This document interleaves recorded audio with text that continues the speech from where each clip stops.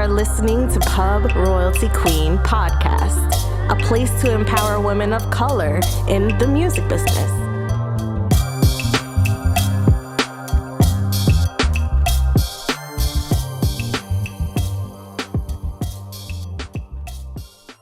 Welcome to another episode of Pub Royalty Queen Podcast. This is your host, Janisha Jones, back with another special guest. Today we have Candace Newman. Candace is a live music executive and CEO and founder of Live Out Live, a live production agency that creates opportunities and sparks conversations to inspire and empower the next generation of diverse leaders in the live music industry. I've had the pleasure of getting to know Candace as we're both really devoted to supporting women in the music industry, especially in spaces driven mostly by men. She just exudes big boss energy. So I had to have her on the show. So without further ado, Candace, welcome to Pub Royalty Queen Podcast. How are you feeling today? I feel fantastic. I'm excited to be here, and thanks so much for having me. Of course, sis. Look, I've just been so grateful to start a friendship with you, and I'm just grateful that you're able to come on the show and share your stories. So let's just go ahead and dive right in. Why don't you tell us about your journey through the music industry and the roles that led up to you becoming the CEO of your own live production agency? Well, it's been a long but exciting journey, lots of changes, good and bad, but I learned from all of them. I always had a passion for music, so I knew that I wanted to work in the music industry, but I kind of started my career on accident. When I was in college, I worked on campus in our student union as like an event manager. And so it was like a job that I carried on for the entire time that I was there. But during that time, I learned so much about like the production aspects of managing an event, audio visual, and how to set up a floor plan. And so my role was to manage all of the banquets and all of activity events that came through the venue. And so I just was really good at it, and it became really something that I'm efficient at, and I wanted to continue to explore further. So post-college time, I started to explore different avenues in the event world, like working with wedding planners and party vendors and bat mitzvahs and things that really tighten up my skills as an event producer and managing logistics and creating spaces and ideating spaces and executing them like through fruition just became like something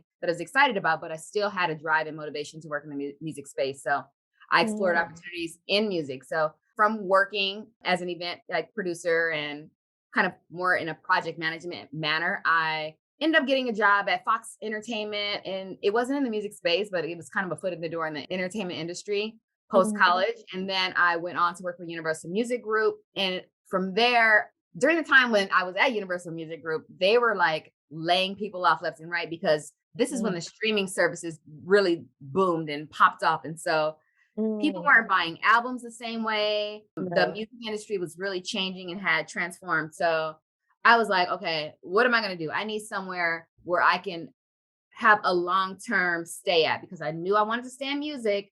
I still had the skill set of events in my back pocket, but I wanted something long-term. So I started to look around, and I ended up landing a job at Live Nation. And Live Nation, I kind of got my foot in there as an executive assistant. And I really wanted to get in there and learn all that I can, because now I'm in the live production music space, the space that I felt like I was kind of always preparing for in events and always aligning with as far as music is concerned, something that I wanted to do.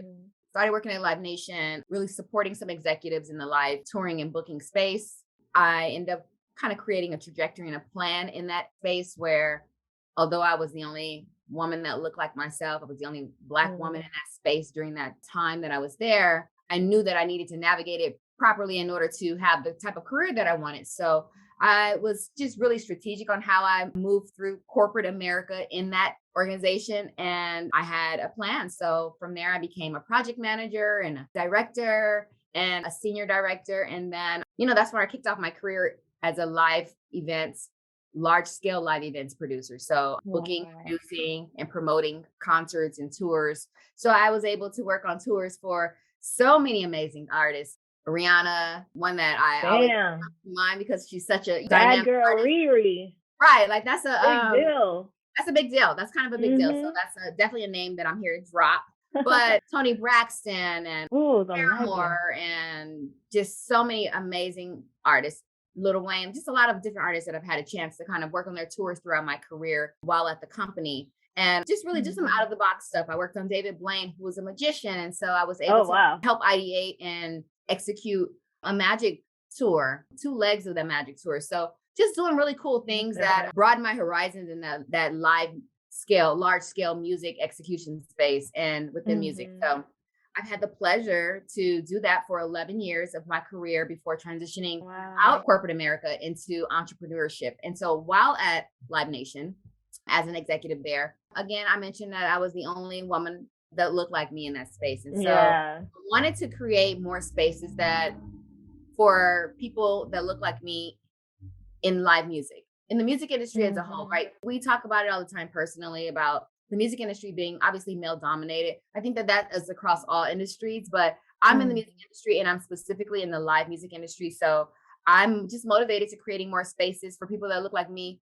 within live music and utilizing my background and my expertise and my resources, my network to extend that to other people who are curious to get into this space, people of diverse background, people who are of non-binary background, of LGBTQI, women, just anyone of diverse background. I would love to see Mhm. more of that in this space because I've been in this space for quite some time. And it just really inspired me to create my company, Live Out Live. And so, what led to me being a CEO for Live Out Live was my journey. It's what inspired my career and my path to become an entrepreneur. And as an entrepreneur in Mm. the space of inclusion and equity, but also specifically in live music, where I'm trying to bring up the next generation and maybe tap into interests that they didn't have or introduce them to opportunities that they didn't know was there. So it's kind of a responsibility now that I have this platform. Mhm. It feels very purpose driven. And as you can see, I'm passionate about it. Well, it sounds like your whole life has kind of been cultivated around the live event production space or event planning space. So it's not surprising that you found success doing this. It's like kind of the serendipity of your life, like your I skills. say it, you're right. I say it all the time. I'm like, I didn't know that I was going to be a live music concert producer, but God knew. He always just kind of Yeah. prepared a pathway and a plan for me. And all I had to do was discern my way there. So here I am. And that's also a huge point that you made about opening the door for other people that look like us in those spaces because I don't know too many women in the live production space. I know that there are newer organizations that are geared towards women and highlighting women in the space, but this is something still very new. So give yourself some credit. This is not something that everyone does. And you're a pro at it. Miss I love it. That's because I'm Climb the passionate ladder. about it.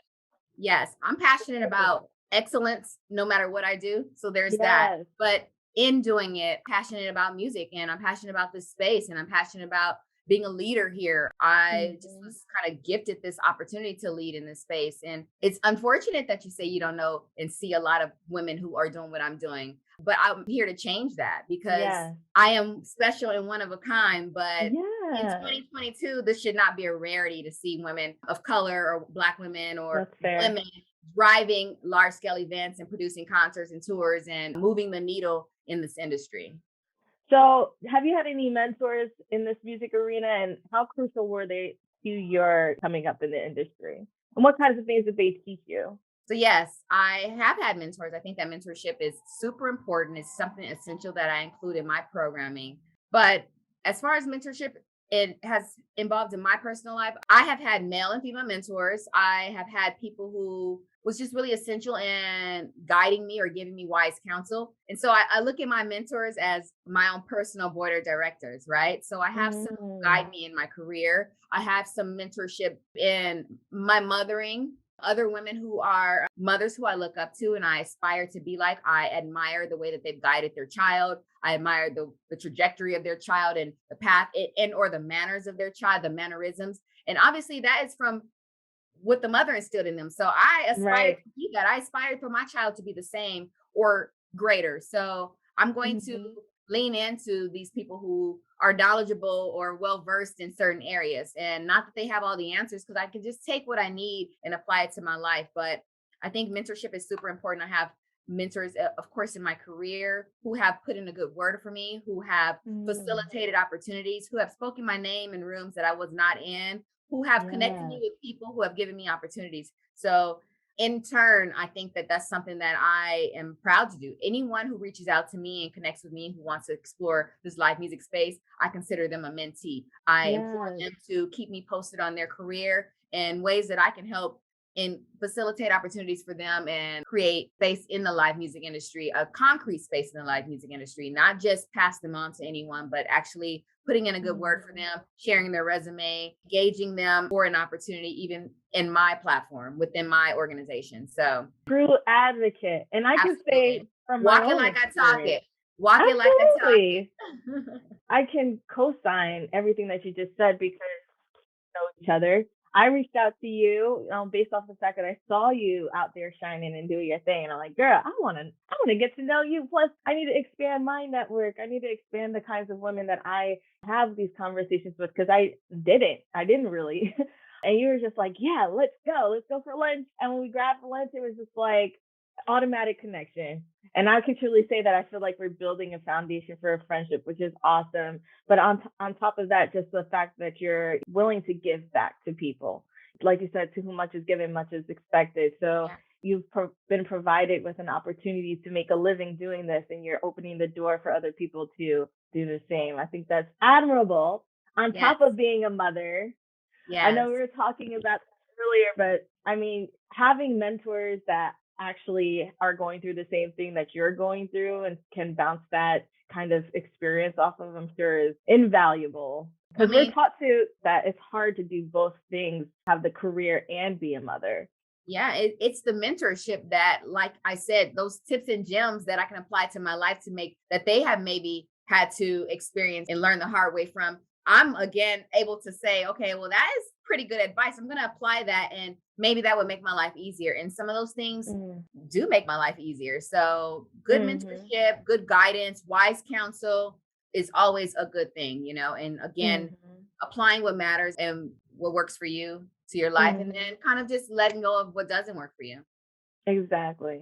I also want to just get a little bit of information about what is it like to balance motherhood and professional, your professional career. I mean, and you're an entrepreneur, so it's not like you're clocking in and out. You're your responsibility to make sure that you go out there and make things happen. So, like, what is that like? Yeah, I say I quit my 9 to 5 to work 24/7 because like entrepreneurship and business ownership is a 24/7 job. It's constantly connecting with people, constantly being engaging the opportunities to expand and grow and scale and be authentic to who you are. I'm intentional, so I'm going to make sure that what I'm Mhm. building is intentional. But even more Mhm. so, my priority is my son. That's the reason why I do it. That is my Mhm. motivating factor. And so when I am spending time with him, when I'm in his presence, I'm leaning into that time. I'm giving him my undivided attention. There's nothing more important than that. Putting my Yes. phone down, us having movie nights, us going to sporting events. We do it all. We travel together. There's almost nothing that I go out and do that I don't take my kid to. I take them to concerts. We can be floor side seat at the Laker game any moment, us She's the two cool together. mom. She's the Yeah, cool I mom. mean, Like doing all I'm the cool, but I'm a black mom, so I don't play that mess. I'm not his friend. I'm not his friend. I'm his mother. yeah. But we also are just developing a strong bond and connection, and obviously Yes. boundaries in motherhood, Yes. in that Yes. friendship that we are cultivating as well. Because I'm not his little friend, so he can't Right. just say anything to me. But Yeah. I do want him to be open with me and we can have open conversations and transparent about how he's feeling about things so that we can Mhm. navigate them and he can grow, we can grow together. So I'm learning a lot from him. He's learning a lot Yes. from me. And so he's my motivating factor to even go hard in business. But like I said, I try to do everything in excellence, whether that's motherhood, whether Yes. that's entrepreneurship, whether that's sisterhood and friendship, and just whether that's just being. So, Yeah. you know, All or nothing. I'm applying all that energy into all of those responsibilities. And I'm sure he looks up to you and sees what you're doing and can attest to the fact that any woman that he might approach later on in his life lives up to this standard of what his mother was able to do. She's working, she's got her own thing going on, but then she's also very nurturing and caring, which apparently in this day and age people are trying to say you can't do. And obviously that's a fallacy, but I digress. Uh, Absolutely. Listen, don't let people project what they can't do onto you. You feel me? right. So there's that. And then Exactly. also, just as far as my kid is concerned, whether he sees what I'm doing and whether he sees me as like, oh, wow, my mom is just dynamic yet, because, kids, they're just existing, they're enjoying it, Yeah. they're living their life. And if Yeah. they're happy, if they're really happy, they're not even paying attention to all of that. They're Right. just happy. And that's what I want for him. And I think in hindsight, he will see like, wow, my mom really set the bar for me. She really set the Yeah. standard. And I just simply won't settle for anything less than that. And Yes. ultimately, that's what I want for him. Ah, I love that. Yeah. That makes me excited. I'm not a mother yet, but the You're going to fact be a that you great can do mother. it You're going to all. be a great mother. Oh, thank Yes. you. You are.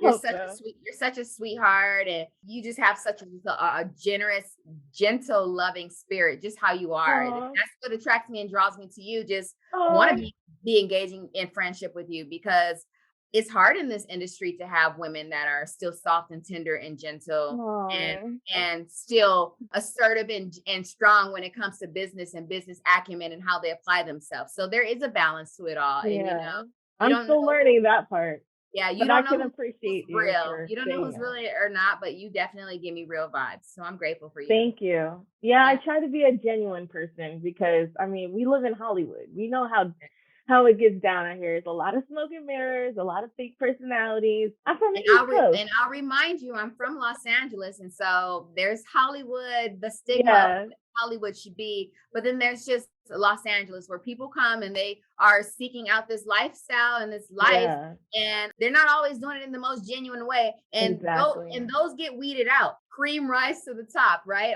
Yes, Only the ones who are gonna really do what they need to do in order to sustain and evolve here are gonna, that's the real proof, right? That's the real proof of the pudding. exactly. It's those people who are like trying to, like you said, be shady, and you don't know Hmm.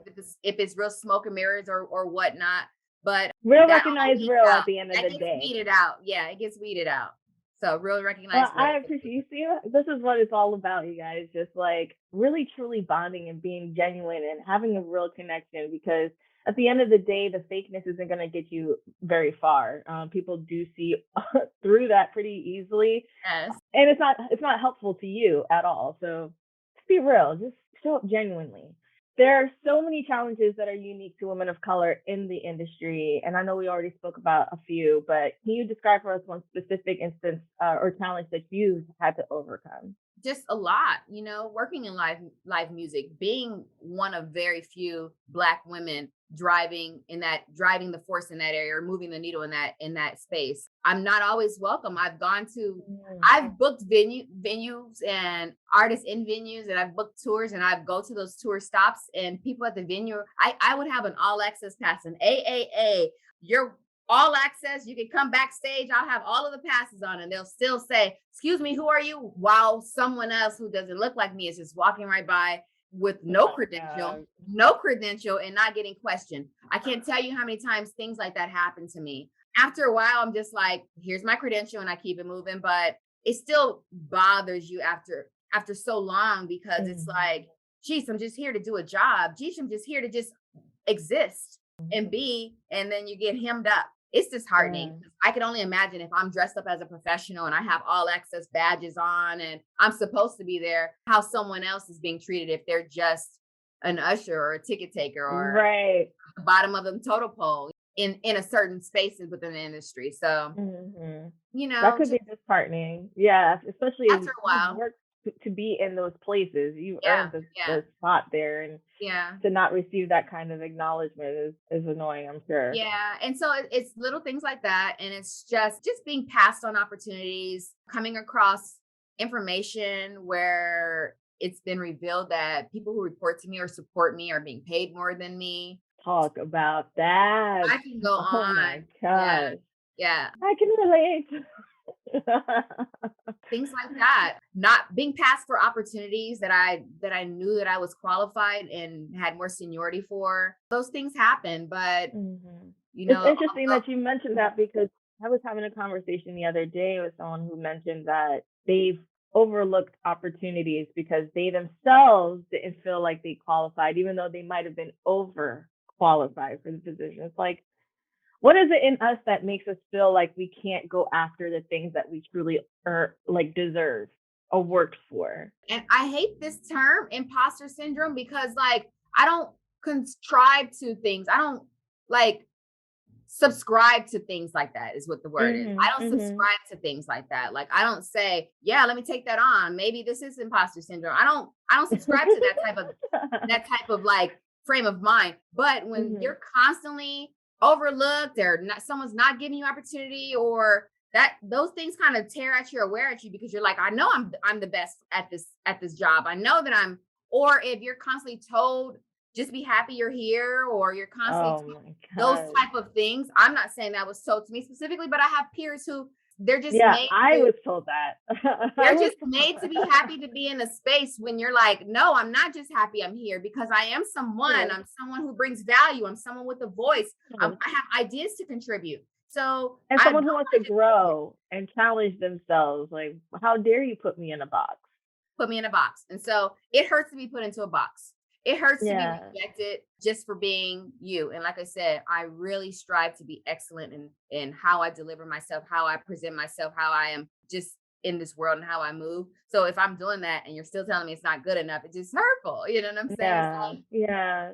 Like, what else can I do? Like, I'm already like not sleeping, yeah, already spending all of my cash to get here. yeah. Like, what else do you want from me? Right. Yeah, I'm I making can imagine. sacrifices for my family. My kid is at home. I'm here working. I'm here to be what I need to be for this opportunity. And you're telling me, or you're giving me hurdles or causing me distress in a just Right. that I Right. don't need. Yeah. Man, girl, we gonna all need therapy after this. Yeah. Uh, Even though we should just be having therapy just to have therapy. We facts, should have ongoing facts. therapy. We don't need it after this. But if you have it for preventative measures, then you Yes, can cope through all these things even better. totally. Definitely an advocate. It's helped me tremendously. Still does. We all have like, our traumas and triggers that we need to address. So, what would you say was your "Mama, I made it" moment? That time you realized that you were headed in the right direction, and what characteristics do you attribute to having gotten to that point? I would say for me, I have moments, right? Like when I feel Mm. like, oh, I made it, I'm doing it. I know that there's more in front of me because I'm still very young in my life and my career and the things that I want to do. I still have so much promise ahead of me and endeavors that I want to accomplish. So I've had moments where I thought, Mama, I made it. But my most recent Mama, I made it moments, I would say, are me as an entrepreneur, me Mhm. thriving as an entrepreneur in business, making more money than when I was working in corporate America, being seen and heard for using my voice and my platform and the business likeness and branding that I'm putting out in the world and that I believe Yeah. in. People coming to me wanting to explore more about my vision for this platform and how they can be a part of it and align with it. So to me, those are the mama I made Yeah. it moments for me, because it just means that what I'm putting out in the world, it matters. It means that there's a purpose for it and that there is energy behind it. When I get new Yes. partnerships, that motivates me. I have current partners for my platform in the Recording Academy and the Grammy Museum, who I do programming with. I have partnerships with Ultimate Ears, which is the in-ears for the live music performers. I have partnerships with Compton Unified School District, where I'm helping educate the youth about live music and really helping the next generation. So again, those are Mama I Made It moments for me, because I'm actually garnering and drawing the attention to something that I'm putting out there and building, and Yes. it's genuine and it's authentic, Yes. and people believe in it, and because I believe in it. So Mhm. for me, And those then are because moments. they believe in you, then Yeah. they also invest in what it is that you're doing. And that's 100%, 100%, and that's the most meaningful part about it. And yes. so, to me, that's the mama made it moment, Oh, because it's off of my back. It's yes. my likeness, it's my life and my world, and Yeah. that I'm creating. And so, and I love it. success is what we see it as. It's not some Yes. standard of a job title or a role or an opportunity or money. I have personal endeavors that I invest in, like real estate. So I'm successful across my entire life. And so Talk I your shit, girl. Talk your shit. so me working in the music industry and building a career around that and having success in that is just me fulfilling another purpose and passion that I love. Yes. I love it. I I hear love it. You so yes. Long hair don't care. That's what I'm talking about, girl. It's inspiring to hear that. Yeah, and I believe this is the first time I've heard anything like that. Someone said, my mama I made it moment was off the strength of what I put out there.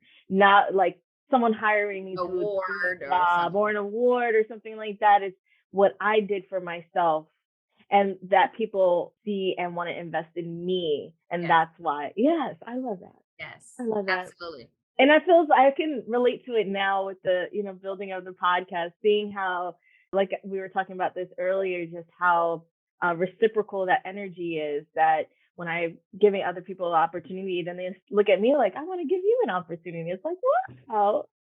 Yes, if you build it, they'll come. And you're building something real. You're giving women a voice, and you're building this platform around women. There is no better time to do something like that than Yes. now.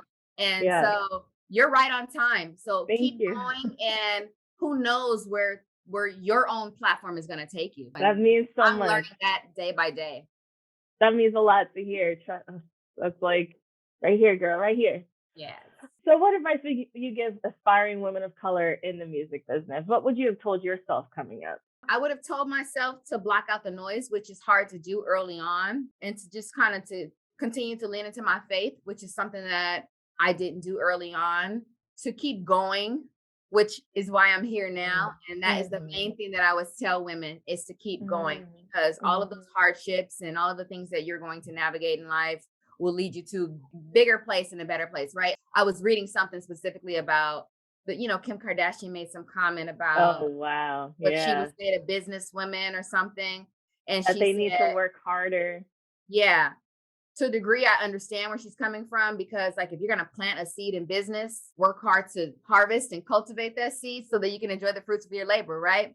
But we don't all have the luxury of having businesses. Some of us have to go and drive Uber and work and do any type of role or job to provide for our life and our family. And Yeah. I'm willing to do anything like that. I am just grateful to be in a position that I can choose the things that I want to do. And not everyone has that opportunity. So in choosing Yeah. that, I believe in working hard at obviously harvesting what I've already planted so that I can see it grow. But those fruits don't always come. So keep going is Right. ultimately the key there, right? Persevere. Persevere even when you're not seeing the harvest. The harvest doesn't come, or you overwatered it, or you didn't water it enough and it dried up, and you got to keep planting, keep going. I love that. That's amazing advice. And yeah, that is a huge topic of discussion in social media, especially right now. The tone deafness of someone of her caliber coming from a place of extreme privilege. Yeah. Saying to people, you just need to work harder. And that's the reason for them not being successful, quote unquote. Right. First of all, everyone's idea of success is different. So Absolutely. to measure it against what Kim Kardashian's measure of success I don't want anything she has, to be honest. I mean, you see her personal life. I just told you how happy my kid is and all the you see her personal life. I don't want anything to do with that. She has money, but I don't even want her money problems. You know how they say more money, more problems? The money that I have gives me the problems already that I don't need, right? So I don't even want it. So I don't take a different level of issues when you're dealing with someone. She's she's like a billionaire almost, right? Yeah. So at the same time, like, I mean, I'm not motivated by money. Who's motivated by money? That sounds like if money was your motivation type of answer, right? That's fair. Okay. But also just in general, like, there's so many things that we could go down this road with. So I'm just going to leave it here in terms of Kim Kardashian and that whole family. I just feel like they think that they speak for everyone when it really only speaks to a very small subset of people. So we just need to be very thoughtful, or they need to be more thoughtful about what they say to the general audience. Anyway. Yes. Moving from that. They're not living in reality, right? They're not living in reality. They live on reality TV, but not in reality. It's their reality. Yeah. It's their little bubble that they're operating from. True. But anyway, enough said about them. Not wasting my breath anymore on that. If there was one thing that you could have done differently in regards to pursuing your career, whether it was a misstep or mismanagement, what would that have been?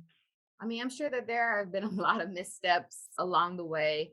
If there was one thing that I could have done differently, I would have probably had more connections with people. I mean, a lot of times I kind of kept my head down and did the Mm, work because of the space that I was navigating. It just required me to kind of be fully in, right? So there mhm, wasn't a lot of opportunity for me to like network across in the industry and really build relationships in the way that I would normally like to have to, right? So mhm, I would have put myself out there more. I would have earlier on. I really didn't start doing that until like my last 5 years, like in mhm. corporate America.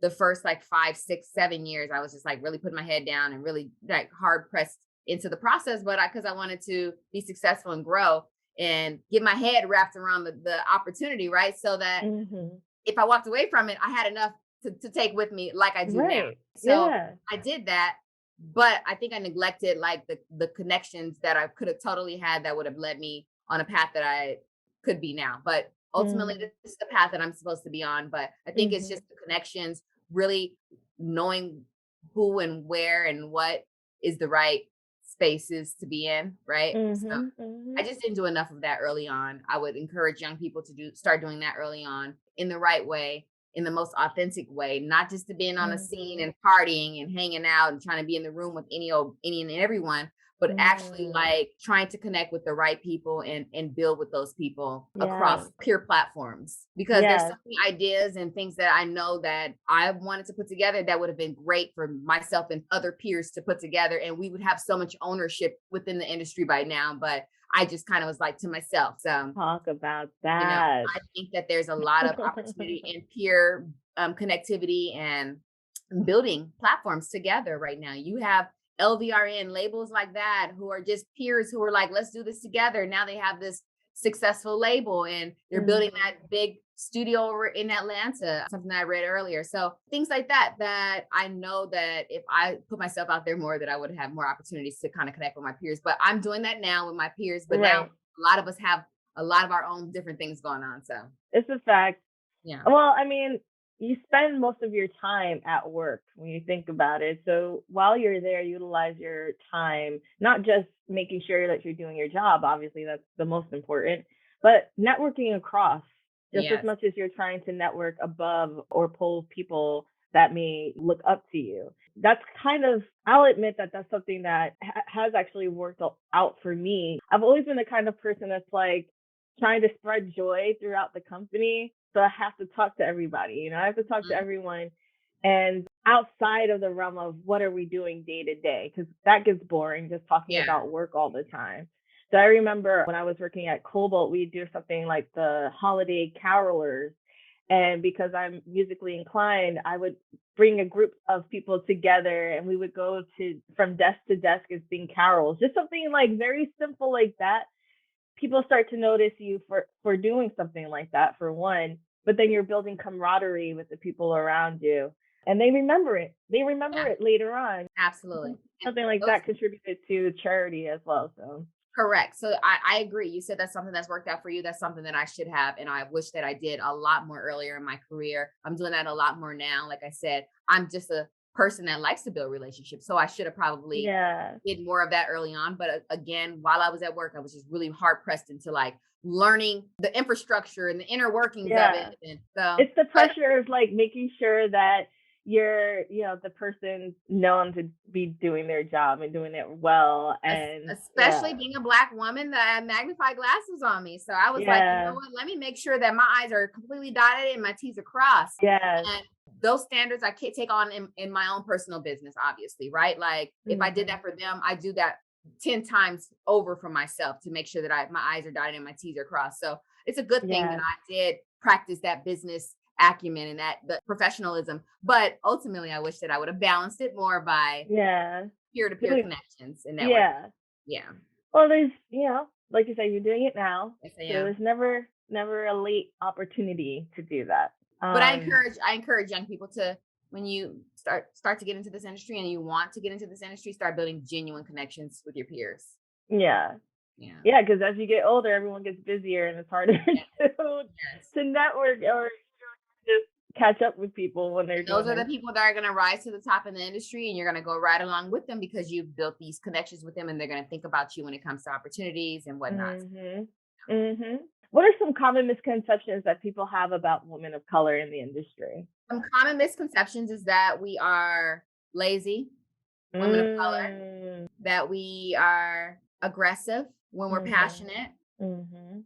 I would say that we are resistant sometimes when we actually speak up or Mhm. challenge or ask, even ask a question. You know what I'm saying? That Right. we're being defiant.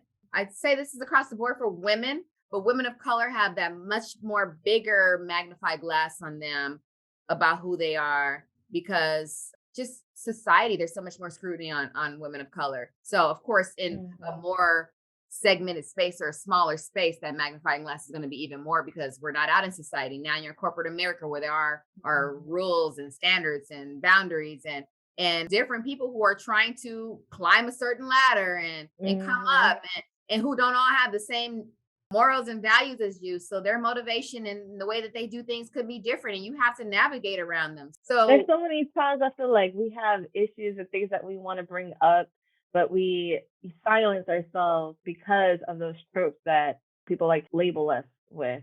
And I can look at, my peer, Becky over here. She okay with telling people the way she feels and being oh yeah. emotional about it, and Yeah. everyone's just like expect that from her, and catered to her because of that. And meanwhile, if Yeah. I'm sitting over here dying, Yeah. like drowning in work or just emotional from whatever stresses that I'm having to deal with.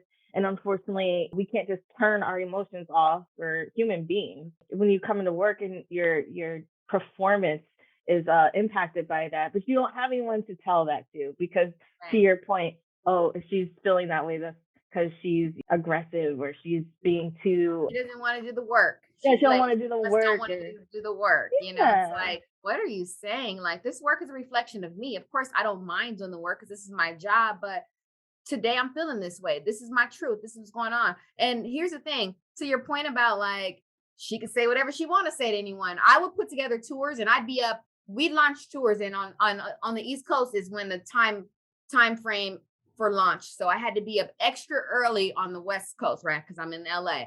I'd be up hmm extra early, checking ticketing links and checking everything to make sure that they was prepared for the launch after I've given people instructions for weeks. It'd be the day of the launch, and I'd be emailing these people like, "Hey, I didn't see your link. I didn't get your information. We need it right away." They'd say, "Sorry, I'm not gonna give it to you right now. Give it to you when I have a moment. I'm at the movies. Oh, I Wow, didn't get just around blatant to it. disrespect.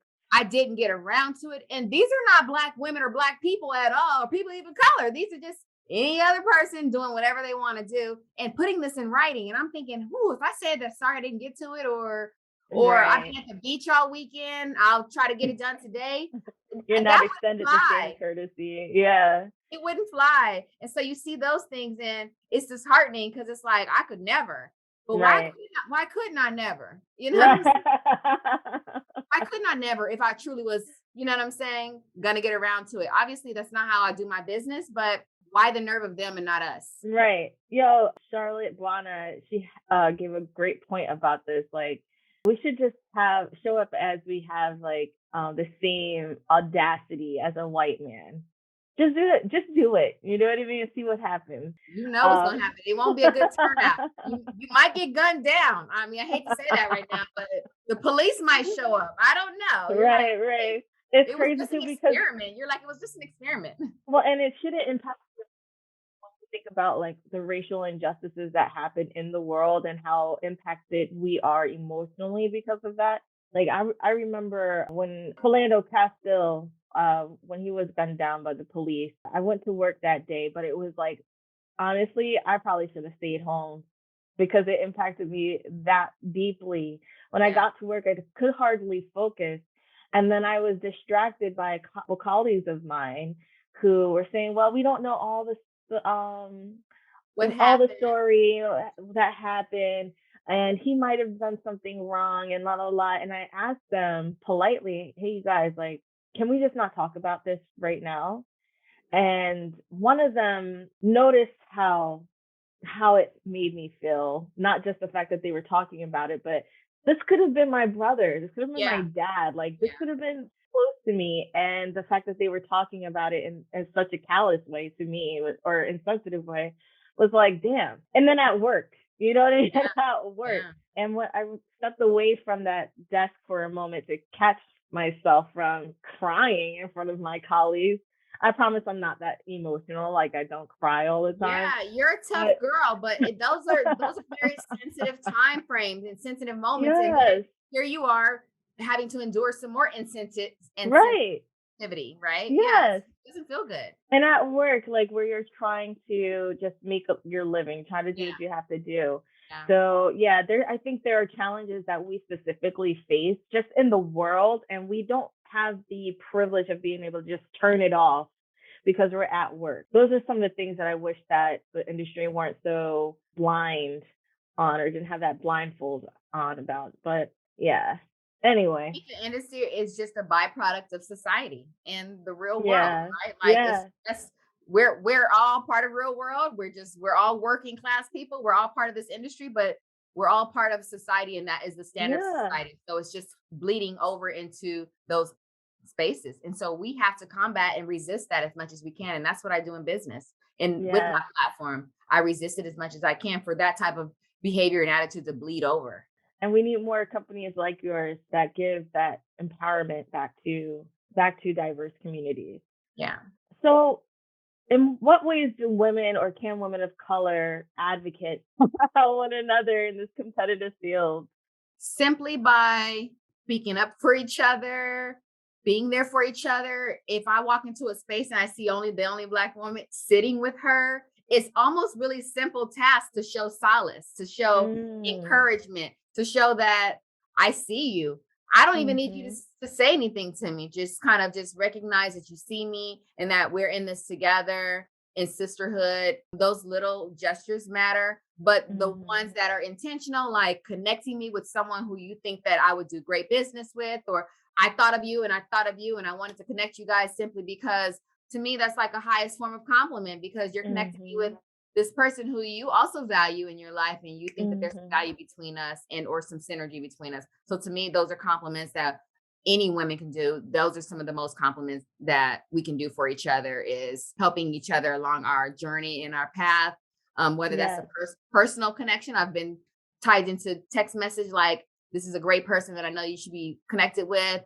And someone who's just like a praying partner with me now, who just prays Yes. for me because they, you know what I'm saying? So Yes. We need never that. know.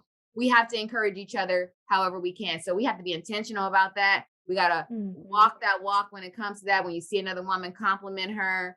It's little things, but ultimately in business, in this industry, I think that speaking up for each other, encouraging each other, promoting each other's business and work, inspiring each other, checking in with each other. It's little things. It doesn't cost none of that. Nothing I mentioned cost me any money. Exactly. It doesn't cost me any Exactly. money. So those are a lot of tips that I can offer that I think that women can do for each other that Yes. would inspire a whole new generation of more tremendous women. And I feel like it starts with us just giving each other our flowers too. Like how we're taught to compete against one another. We're taught that there's not enough room for all of us. And then when you do work so hard to get to a certain space, some of us hold the information so tight to us that it's hard for us to really connect with one another. At times, I feel like that's how we approach our professional lives. Like, I see you over there trying to do your thing, but I have the answers. I'm going to withhold that information because it doesn't help me to give you that. It's Right. like, I don't understand that at all, but because we're better together. We're better as collaborators. That's just insecurity in those women, Yeah. right? That's just them not realizing what's for them is not, it's going to be for them. And that Yes. if they give me something, it won't take away what's for them. Yes. It's only going to We can give all back to them shine. tenfold. It's only going to give back to them tenfold because this is the type of work that we're Yes. supposed to be doing for each other. We're supposed to be working. What are we here for other than Right. to be here for each other? Like, what are we here for, right? Why am I here for? Exactly. I can make all the money in the world, but if I'm not here to give my son what he needs and the people that are in my life what they need, what is my point? So Yes. Yes. yeah, no All need to of hold that. on to And it. then No let's need to give hold each on. other our flowers too. Like it Hmm? takes a lot of hard work and perseverance and determination and skill and the code switching and the managing our emotions and relate in relationships, to get where we are. So we have to make sure that if you see another girl out there shining, that we see them like, hey, I That see she you out there. that other girl is a safe space, right? Like we in safe Yes. space. Like she gonna fix my tag. She don't even have to know me. She's gonna tell me my purse is on the floor. Like, oh sis, your purse. She's not gonna just pass by knowing Yes. all of that. All of that. It's the Yes. little things. It's the little things that we can do for each other to encourage each other. Absolutely. And say our names in rooms where we might not be there. I love that. I love that part especially. I just felt like it was so natural the way that we connected with one another. Just I wish that more upon people, like that we can just see each other and be like, yeah, I see you over there, girl. You killing it. Let's do this together. Let's kill it together. So, Well, if because you keep on your path like I have, you're gonna have more than enough, right? Like we're saying, we wish more people are like that, but we'll have more than enough, right? Because everybody everybody can't go with us. Everybody can't go, right? yeah, So the ones that are like that, we'll identify them. We'll go together. We'll go together, and we'll go farther, faster. That's how you weed them out. So yes. Well, I appreciate you, Candace, for coming to the show. You're just like a shining light to me and have been an inspiration. And like I said, I reached out to you because I needed someone to look up to in this point in my career. And I really do look up to you. So I appreciate you. What can we expect from Candace in the future? And what projects are you working on that excite you at the moment? Well, first of all, I appreciate you too. This is an incredible opportunity again for women to share their voice, and you are doing it. And I'm just so proud to see it. I love to see it. I know we talked about it, and you're actually just doing it. So congratulations on that, and thank you Thank for you. having me. What am I working on? I have a concert April 15th. April 15th. Yes. Please pull up. It's going to be an amazing lineup. It's April Jazz Appreciation Month, and it's going to be a little jazz, hip hop vibes, some R&B, and just a room filled with a community of amazing people. It's through my Unrestricted Live concert series platform. Unrestricted Live is a concert that I produce as part of the pipeline for my program. So students learn about the live music industry through education and resources. They are mentored. They have an opportunity to do internships, and then they have an opportunity to help me execute this live concert, Unrestricted Live. So they help me advance it. They help me put together the inner workings of the concert. And so they'll be able to add this concert onto their resume, or as many concerts as they're involved in helping me produce onto their resume, so that they're equipped and prepared to go into and Golden Voice and AEG or Live Nation or any of these other promotion companies or booking companies, and fully qualified and prepared to go from there. So Unrestricted Live, April 15th, Los Angeles at the Vermont Hollywood, 8 p.m. showtime. So that's one thing. Besides that, I have incredible programming throughout the rest of this year through my Live Out Live platform. You can find me at liveoutlive.com or at liveoutlive_LA on social media. Amazing. Tap in and come to the show tonight, you guys. It's going to be amazing. And again, I appreciate you, Candace, for coming to the show. Until next time. Thank you. See ya. Remember, stay positive, inspired, and true to yourself. Go out there and kill it. Thank you for listening. We'll see you next time on Pub Royalty Queen Podcast.